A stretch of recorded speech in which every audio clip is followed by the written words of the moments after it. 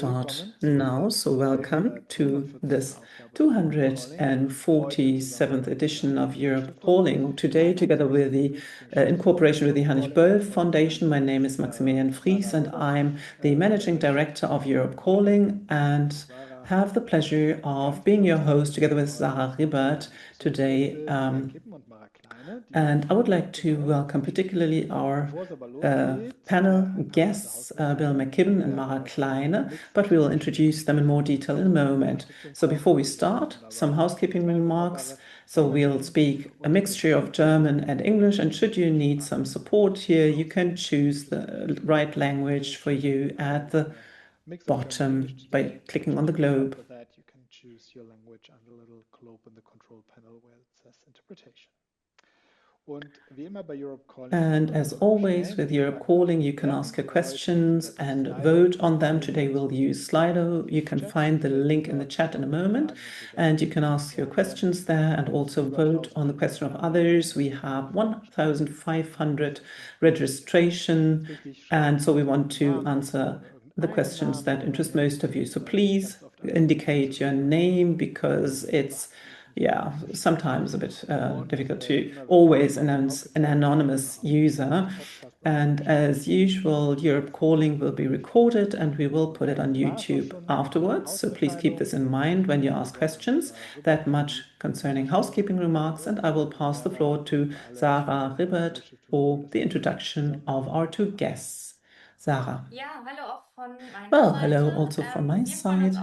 We are very happy that we can do this here together with Europe Calling on this very important topic, as we think. So for quite some time, we have monitored how the energy transition is developing globally. And I think it's not an exaggeration when we say that what has happened over the past 2 years, especially in the field of solar energy, that this is really a solar revolution. Solar energy is gaining traction as no other form of energy, and it is extremely affordable, especially due to the very cheap photovoltaic imports from China. In 2024 alone, according to the energy think tank EMBA, the share of clean energy in the global electricity production amounted to 32%. In Germany alone, when it comes to renewables, we have reached 60% of the electricity production, and Pakistan has, within 1 to 2 years, has installed approximately 17 gigawatts of capacity in photovoltaics. And in Africa, within 1 year, there's been a 60% increase in photovoltaic imports. And even in the US, where we constantly hear negative messages in the field of climate, wind and solar energy in 2024, for the first time, produced more electricity than coal.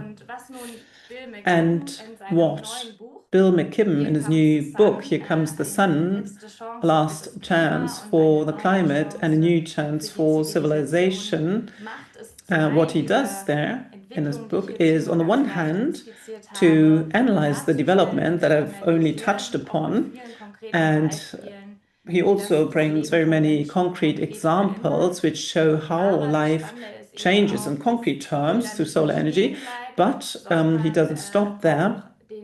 He also covers the section, so to speak, that deals with a vision. So what does this mean for us as the climate movement or climate activists?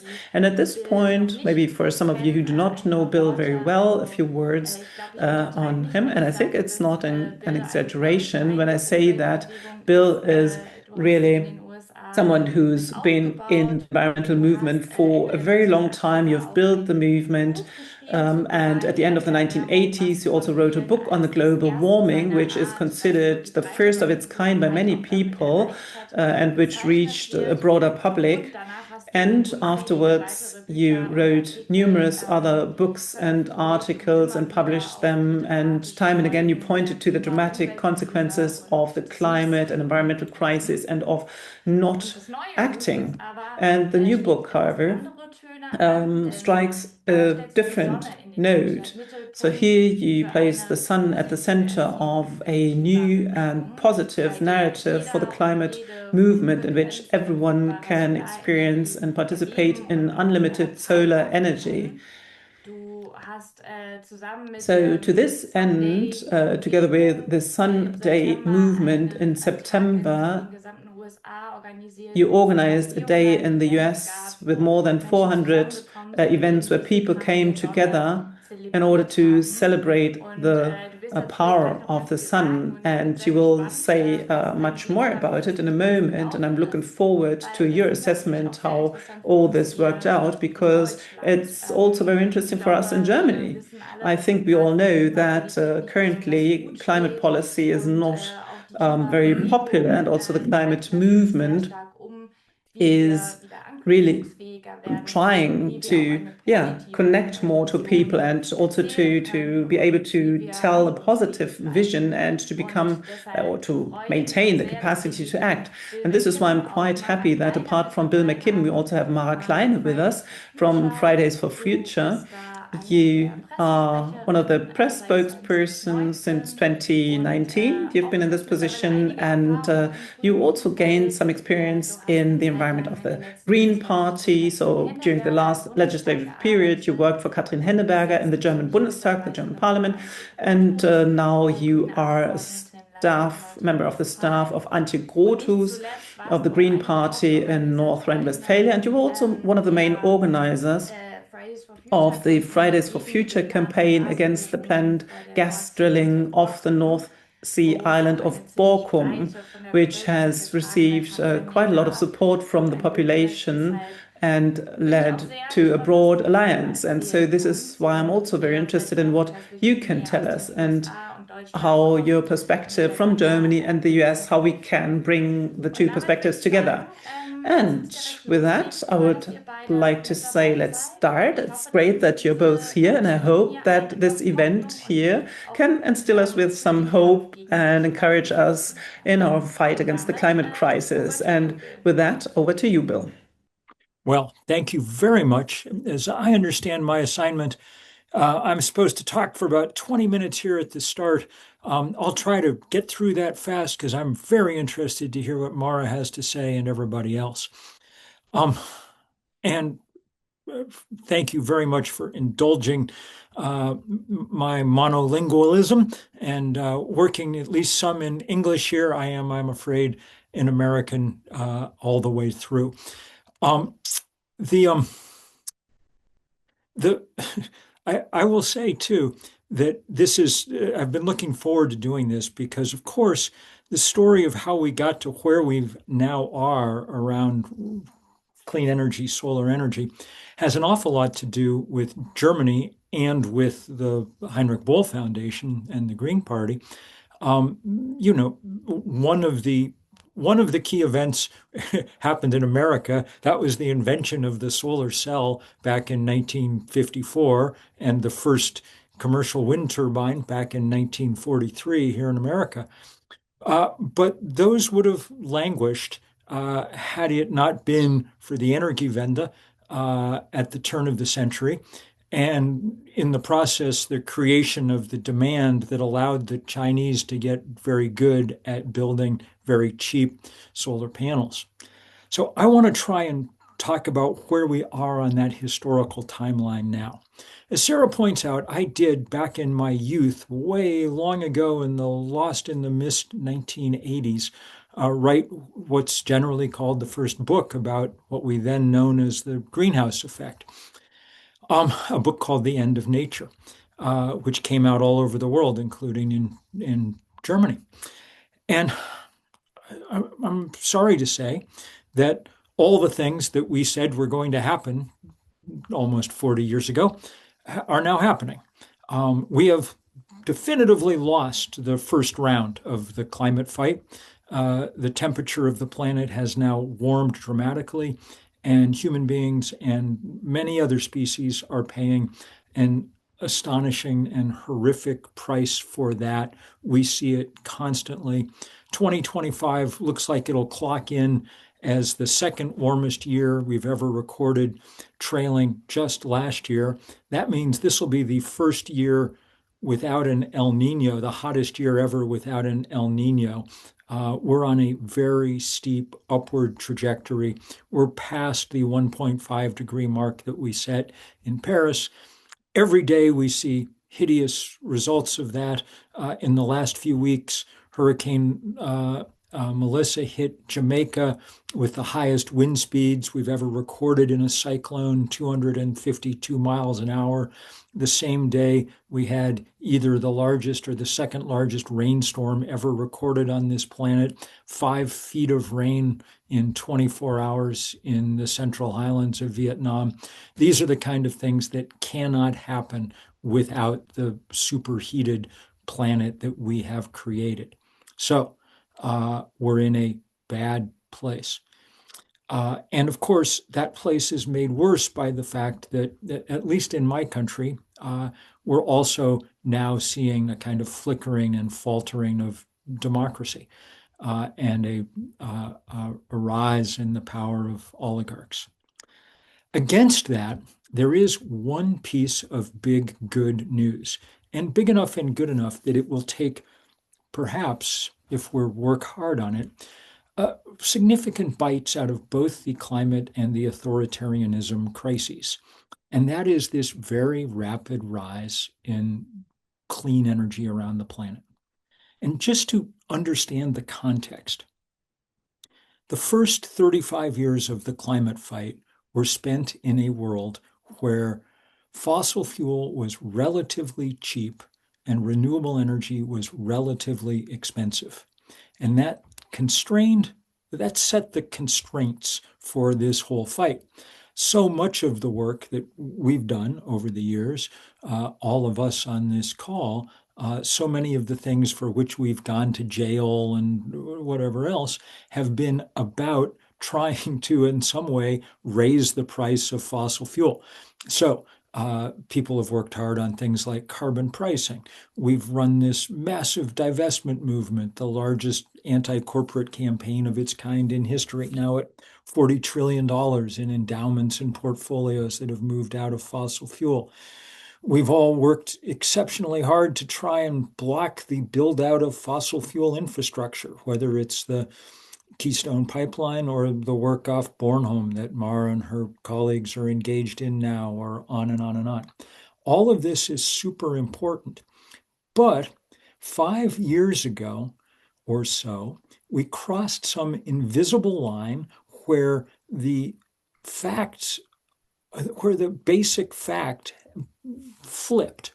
We now live in a world where the cheapest energy comes from the sun. And when I say the sun, I mean by catching its rays on photovoltaic panels and by taking advantage of the fact that the sun heats the earth differentially, producing the winds that turn those majestic turbines. Solar energy and wind energy are both energy from the sun. And we now have increasingly inexpensive batteries in which to store that energy when the sun goes down or the wind drops. So this is a fundamentally different world than the one where we've spent most of the climate era in.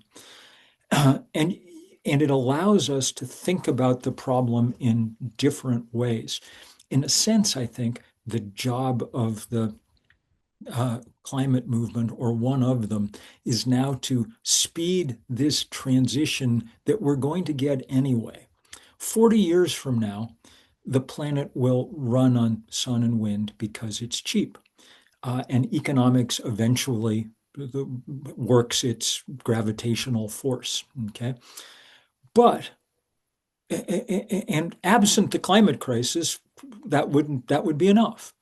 The problem is that if it takes us anything like 40 years to get there, then the planet we run on sun and wind will be a broken planet.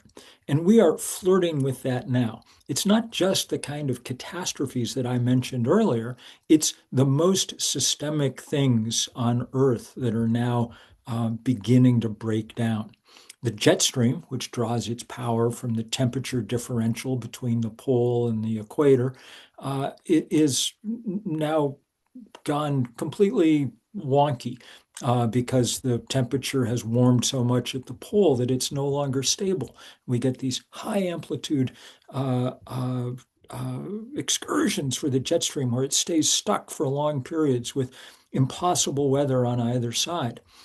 The Gulf Stream and the other great currents of the Atlantic, the biggest heat distribution engine on the planet, are clearly now flickering and faltering as fresh water pours off a melting Greenland and a melting Arctic ice cap, changing the salinity and hence the density of the North Atlantic and shutting down or slowing down this giant conveyor belt. On and on and on. Savannification of the Amazon rainforest, shifts in the monsoon patterns of South Asia.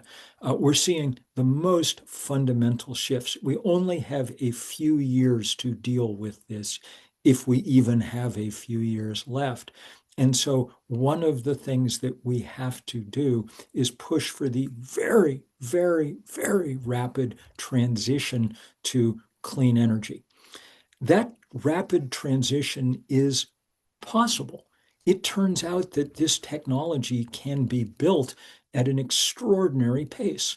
In May of this year, because some laws were changing, in China, they were literally building 3 gigawatts of solar power a day. A gigawatt's the rough equivalent of a big coal-fired power plant. One of those made out of solar panels was going up every 8 hours in China. So the speed with which this could potentially be done is remarkable. Chinese factories alone have enough capacity to build solar panels equivalent to 1.5 terawatts of solar power a year. The Chinese are currently shutting down some of those factories because price competition means that they've driven down the price. But in fact, on a rational world, we would be globalizing those factories and running them 24 hours a day, 7 days a week, churning out this most important thing for a world that A, is hungry for power, and B, is overheating. This is not a free lunch. There are no free lunches in this world. You have to go mine some stuff to make this happen, for instance. But it's a much less expensive lunch than the one we're eating now. The Rocky Mountain Institute estimated last year that the total mining burden is less than between now and 2050 is less than the amount of coal that we mined last year. It's just worth remembering always that we're not only changing the fuel, we're changing the basic premise. Instead of a commodity that we dig up and set on fire, now we're building pieces of infrastructure that mostly utilize human intelligence and using them to capture the unlimited amount of power streaming out of the sun every day. While we're thinking about this, in order to make ourselves as excited as we need to be to push hard for the change that has to come, I would just like us to remember the other things that happen as we make this switch. One is that currently 9 million humans a year die, 1 death in 5 on this planet, from breathing the combustion byproducts of fossil fuel. That's heavily concentrated in the global south, and it's unnecessary. I mean, there are 5 million school children in New Delhi. 2.5 million have irreversible lung damage just from breathing the air. We don't need this because now we don't need to be burning fossil fuel anymore. And in fact, it's inspiring to see India moving pretty fast. They hit their 2030 target for solar build out this year, 5 years ahead of schedule. Also, and I think this is important given the Böll Foundation's long history in thinking about global peace, the ability of people everywhere around the world to produce this necessary commodity in their own place will produce an enormous shift in global geopolitics. Think what the world would have been like over the last 100 years if oil had been of trivial value during that period. Think how many wars, coups, assassination attempts, terrorist plots, whatever else we would have avoided if everybody was able to produce energy from the sun and the wind that existed in their own place, instead of relying on the small number of deposits of this rare stuff around the world. Think about a world where Vladimir Putin has no oil and gas wealth on which to call, in which the king of Saudi Arabia, is just one more pathetic small-scale tyrant, where Donald Trump can't be trying to assert energy dominance, as he puts it, over the rest of the world. This is a very beautiful vision and very possible. Human beings are at an epochal moment. For 700,000 years, we've made our way by setting things on fire, first wood and dung, and then coal and gas and oil. All of a sudden, we don't really need to anymore. And if we can make it happen fast enough, we may be able to get out of some of the binds that we're currently in. We can't stop global warming. We may be able to shave tenths of a degree off how hot the planet gets, and every tenth of a degree moves another 100 million of our brothers and sisters out of a safe climate zone and into a dangerous one. So this is powerfully important work. Really, the only people not cheered up by this prospect are people who own oil wells and coal mines. And for them, it represents an absolutely existential threat. And so they are figuring out in all the ways they can how best to slow it down, how best to slow down this transition so they have another couple of decades to extract from beneath the ocean off Bornholm, from beneath the coast of coast of America, everywhere else they can, those remaining deposits of fossil fuel that are worth at current market value trillions of dollars. At least in the American political system, it's so easily gamed by wealthy people that they've been able to really get control of the workings of the federal government. A year ago, candidate Trump told oil executives that if they gave him $1 billion for his campaign, he would give them anything he wanted. This was not a secret. He said it in a meeting with these guys. They gave him about $500 million, and that was enough. The president of the United States is now shutting down mostly completed wind farms off the coast of New England. He's now stopping work on the biggest solar farms in America, and he's using tariff policy to coerce other countries, including in the EU, to buying liquefied natural gas to support America's hydrocarbon industry. This is insane. The speech that he gave at the UN a few months ago was perhaps the single dumbest speech in the history of the United Nations, which is saying a lot. It was a long rant about all kinds of things, but basically the idea that countries that used green energy would fail. It's hard to imagine that the Chinese were doing anything but laugh during this talk, because they're quickly assuming technological and economic primacy on the back of their full-on commitment to a green technology transition. You could see them emerging at Belém as the major political players in the world on the back of this commitment. If we want this to change in the US and in all the other places that this kind of solutions denial, as it were, is gaining strength, then we need to be aggressive in building support for this clean energy transition. As Sarah said, we did this big Sunday thing in September on the equinox as a kind of test run, and hopefully we'll be doing it in some global way in the year to come, because all over the planet we need people understanding that we've moved into a new era, and that if we move fast into that new era, the payoff for all of us will be enormous. We'll make that argument going forward in many ways.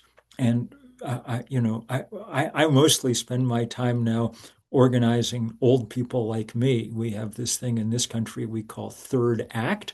We started a few years ago. I started a few years ago, and we now have 110,000 older Americans hard at work on all this stuff. One of our big jobs is to back up young people, and we work a lot with Fridays for the Future and others in this country. Um, uh, uh, Older people are important to convince here because they have a lot of structural power and they tend to be wedded to older ways of doing things. So it's an important voice to bring in, but not the only important voice.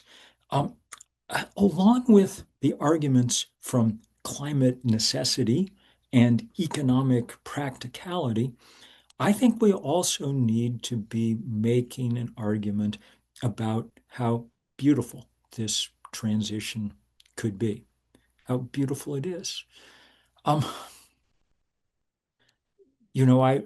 titled this last book of mine, Here Comes the Sun, which I stole from George Harrison.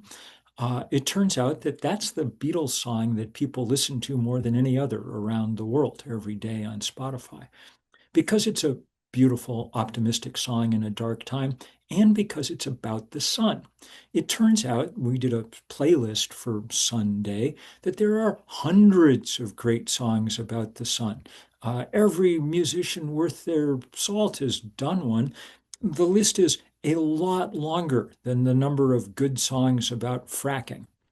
And that's because humans have a deep connection to our local star. It goes back a long ways.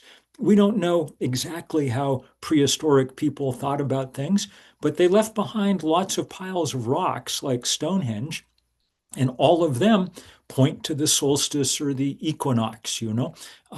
As soon as humans started making myths, the first thing they had to explain was how this thing rose over here, set over here, and got back over here by a morning. And so there are endless number of beautiful stories about giant turtles carrying the sun, or emus swallowing the sun and vomiting it up every morning, or on and on and on. Um, um, we already depend on the sun for light, for warmth, and via photosynthesis for our food. And now it's willing to offer us the power that we need to run our world, which is a beautiful, beautiful idea. I'll end by just saying I was in Rome in September for a meeting at the Vatican that the new Pope called to mark the 10th anniversary of Pope Francis's Laudato Si encyclical on global warming, a truly powerful document, the most scathing critique of modernity that we've had so far this millennium. The new Pope, who is a strangely normal American, um, said that he'd be following right up with everything Francis had done on climate change. In fact, next year, some point early next year, the Vatican will become the first fully solar-powered nation on Earth. They've built a big solar farm outside Rome, and they're going to flick the switch sometime early next year. And I was very happy to hear that. And so when it was my turn to talk, I said, I think our slogan from now on has got to be energy from heaven, not from hell. And I think that's really where we are. It's not without complications. Everything comes with complications, but this is the one big chance, the one big break we've gotten in the 40 years of the climate era, and we have to seize it and make use of it just as fast as we can. So there I will stop. Many thanks for listening to me stumble on in English, and I'm eager to hear what Mara and everybody else have to say.